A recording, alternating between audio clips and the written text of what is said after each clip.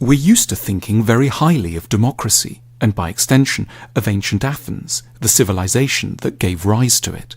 The Parthenon has become almost a byword for democratic values, which is why so many leaders of democracies like to be photographed there.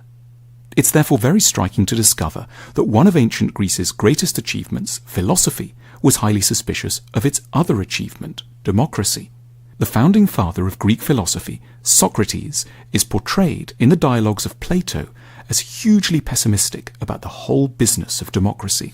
In Book 6 of the Republic, Plato describes Socrates falling into conversation with a character called Adimantus and trying to get him to see the flaws of democracy by comparing a society to a ship.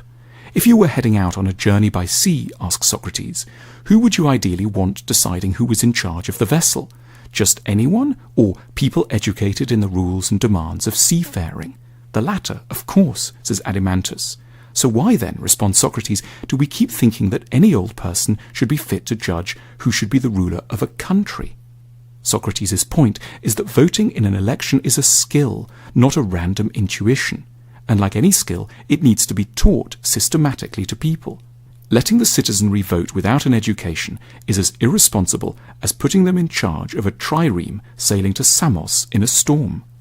Socrates was to have first-hand catastrophic experience of the foolishness of voters. In 399 BC, the philosopher was put on trial on trumped-up charges of corrupting the youth of Athens. A jury of 500 Athenians was invited to weigh up the case and decided by a narrow margin that the philosopher was guilty. He was put to death by hemlock in a process which is, for thinking people, every bit as tragic as Jesus' condemnation has been for Christians.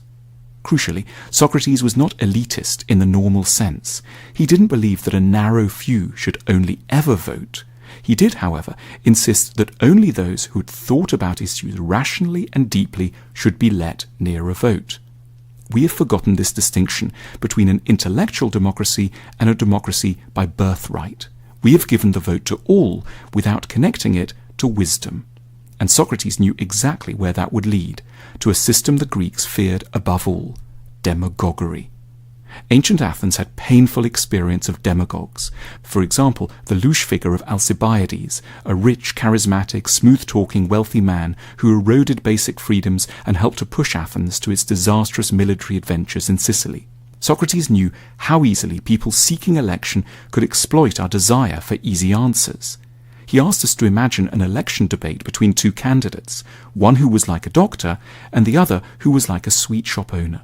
The sweet shop owner would say of his rival, "Look, this person here has worked many evils on you. He hurts you, gives you bitter potions, and tells you not to eat and drink whatever you like. He'll never serve you feasts of many and varied pleasant things like I will." Socrates asks us to consider the audience's response. Do you think the doctor would be able to reply effectively? The true answer, "I cause you trouble and go against your desires in order to help you," would cause an uproar among the voters, don't you think? We have forgotten all about Socrates' salient warnings against democracy. We have preferred to think of democracy as an unambiguous good rather than as something that is only ever as effective as the education system that surrounds it. As a result, we have elected many sweet shop owners and very few doctors.